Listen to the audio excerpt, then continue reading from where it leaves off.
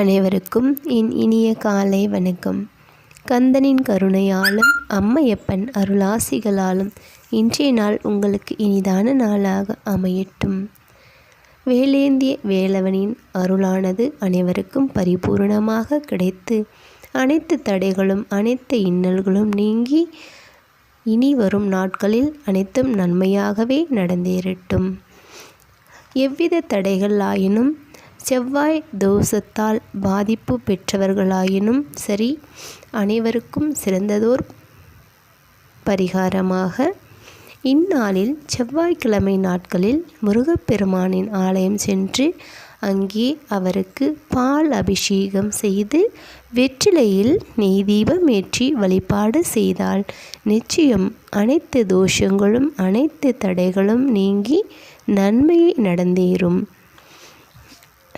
நம் கந்தனை துதிக்கும் விதமாக இப்பதிகத்தை நாள்தோறும் ஓதி வந்தால் நிச்சயம் தாங்கள் நினைக்காத ஒரு நன்மை தங்கள் வாழ்வில் நடந்தேறும் என்பது உண்மை.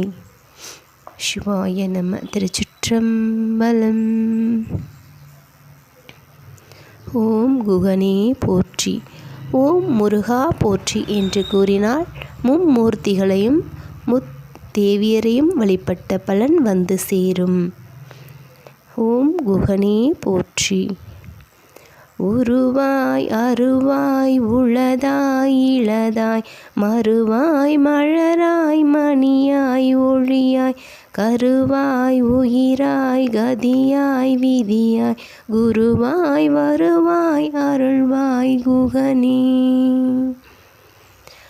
ஓம் தத்புருஷாய வித்மகி மகாசேனாய தீமகி தன்னோ ஷண்முக பிரசோதயாத் என்ற ஸ்துதியினை கூறி நம் கந்தனை முழு மனதோடு வழிபாடு செய்யுங்கள். அனைத்தும் நன்மையே. சிவாய நம.